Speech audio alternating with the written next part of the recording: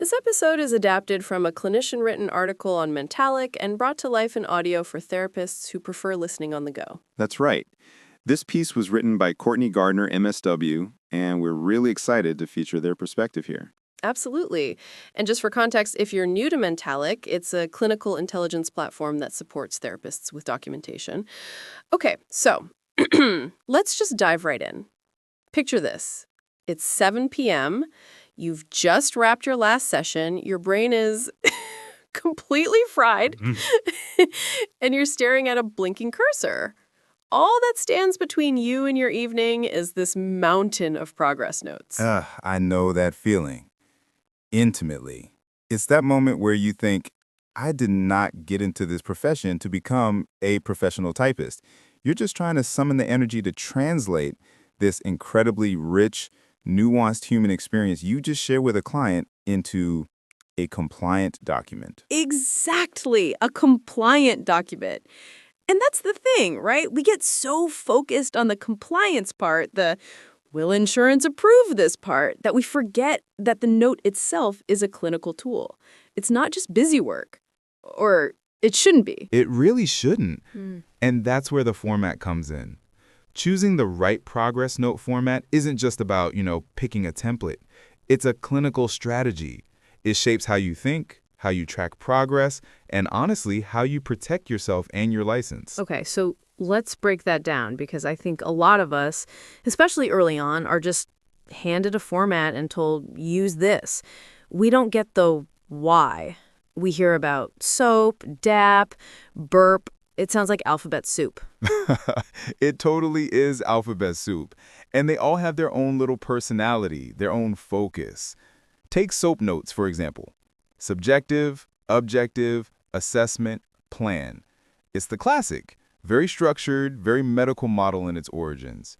It forces you to separate what the client says from what you observe. Right. S is for client reports feeling overwhelmed by work. O is for client appeared tired, spoke in a low tone.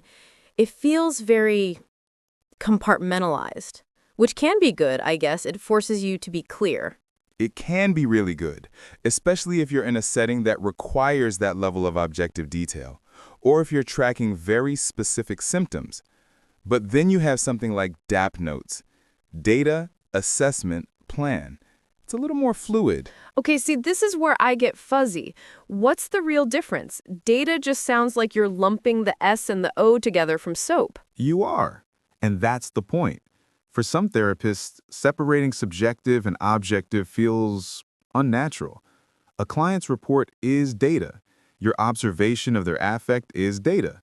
DAP lets you weave them together into a more cohesive picture of the session. The emphasis in a DAP note really shifts to the assessment piece. It's where you bring it all together and say, okay, here's my clinical thinking. Here's what this all means. I like that. It feels more holistic, less like you're just checking boxes and more like you're telling the story of the session and what you're making of it. It feels closer to how my brain actually works in the room. Exactly.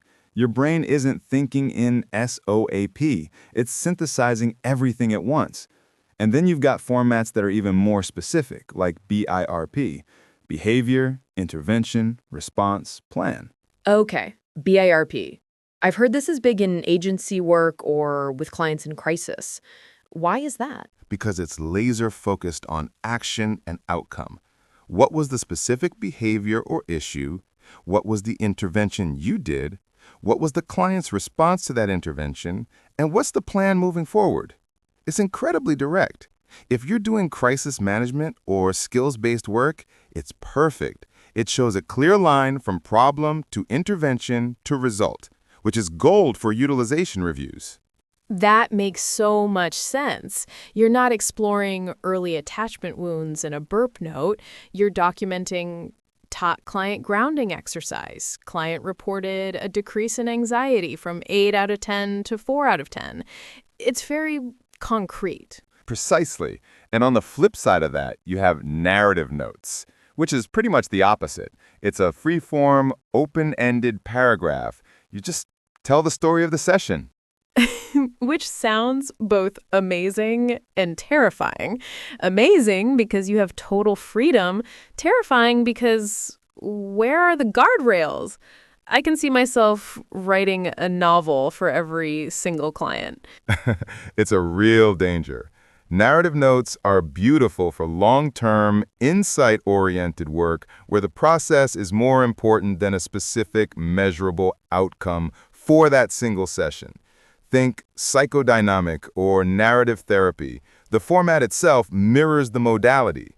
But yeah, you have to be disciplined or you'll be writing notes until midnight. Okay, so we have these different personalities of notes. SOAP, the structured traditionalist, DAP, the holistic synthesizer, BIRP, the crisis manager, and narrative, the storyteller. And there's GIRP too, right?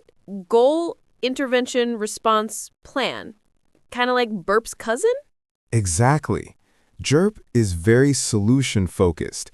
Instead of starting with a behavior or problem, you start with the treatment plan goal. It constantly ties the session back to the bigger picture. It's great for keeping short-term therapy on track. It answers the question, what did we do today to move toward the goal we agreed on? This is so helpful, but it also brings up that feeling of being overwhelmed again. How do you choose? And what if you have clients that would fit different formats? Am I supposed to be a master of all 5 and swish my brain on a dime between sessions? Well, that's the billion-dollar question, isn't it?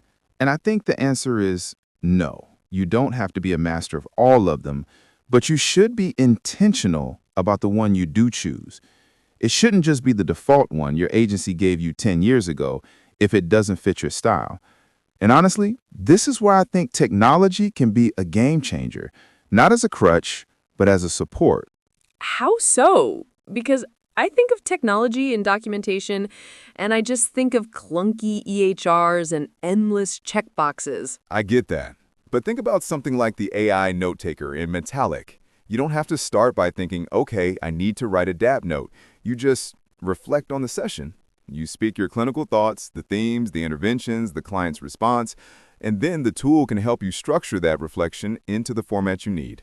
It can generate a draft and sew per DAP or whatever you choose. Wait, really? So I could just talk about my session with, say, the client who had a breakthrough connecting their fear of abandonment to early attachment, and it could draft that into a DAP note for me? And then for my next client where we did grounding exercises for panic, it could draft a BIRP note from my summary? Exactly. The AI handles the initial structuring, the alphabet soup part. That frees up your brain to focus on the most important part, the clinical insight. You're not spending your energy trying to fit your thoughts in the boxes. You're just capturing your thoughts. And then you get a high-quality draft that you review, edit, and make your own. It lets you be flexible without adding to your cognitive load. That actually sounds like it could give me my evenings back. Seriously, because half the battle is just starting. The blank page is the enemy. The blank page is absolutely the enemy. And it's not about letting the machine do your thinking. It's about letting it do the tedious administrative lifting so you can do the deep clinical thinking. Your clinical judgment is still the pilot. The tech is the co-pilot, handling the navigation so you can focus on flying the plane. That's a powerful reframe because the burnout from documentation is so real. It's not just the time it takes. It's the energy. It's the last thing you do at the end of a long day of holding space for others. It is. And when you're stretched that thin, that's when mistakes can happen. That's when your notes might not be as strong, which can lead to denied claims or issues in an audit. Having a good format and a good system to implement it is a form of self-care for your practice. Quick pause here. If this part of the work, the documentation drain, feels familiar, Mentalyc can help. Its AI note taker supports your documentation and clinical judgment while staying fully HIPAA and SOC 2 compliant. You can explore it at Mentalyc.com. And it's just not true. What they mandate is clarity. They want to see the golden thread. They need to be able to pick up your note and see a clear connection between the client's diagnosis, the treatment plan goals, what you did in the session, and how the client is progressing. That's it. They don't care if you call it BIRP or DAP. So the format is just a tool to create that clarity. And formats like SOAP, DAP, and BIRP are popular because they naturally create that structure. They force you to connect those dots. Precisely. If your claims are getting denied, it's probably not because you use a narrative note. It's because the note, whatever the format, didn't clearly show medical necessity or demonstrate how the session linked back to the treatment plan. So the question isn't, what format does insurance want? It's, what format helps me most clearly and efficiently demonstrate the golden thread? And that can change, right? As you grow as a clinician? Oh, absolutely. I think that's so important. When you're just starting out, a structured format like SOAP or DAP is a lifesaver. It gives you scaffolding. It teaches you how to think clinically in your documentation. But as you gain experience, your style evolves. Your caseload changes. Maybe you do a new training and fall in love with a new modality. And your note-taking style should be allowed to evolve with you. It should. The key is just to be consistent within a single client's record. Or, if you do decide to switch formats for a client, just make a note of it in their chart. Something simple, like switching to GIRP format as of date to better support the shift to short-term, goal-focused treatment. That little sentence shows intentionality. It protects you in an audit and maintains continuity of care. That is such a practical, empowering tip. It takes the pressure off of having to find the one perfect format for your entire career. You can have a different default for different settings or even different clients, as long as you're consistent and intentional within that client's file. Right. Maybe you use BIRP for your agency clients because that's the expectation and it fits the crisis-oriented work. But in your private practice, for a long-term client dealing with complex trauma, you might use a more expansive DAP or narrative style because it captures the depth of the work better. It's about matching the tool to the task. You wouldn't use a hammer to turn a screw. And you wouldn't use a super rigid behavioral note format to capture the nuances of existential exploration. Exactly. And it's also about what keeps you engaged and prevents burnout. If you are fighting your note format every single day, it's not just inefficient, it's draining your clinical energy. That's energy that belongs to your clients, to your family, to yourself, not to a clunky template. That really lands. My progress notes are an extension of my clinical voice.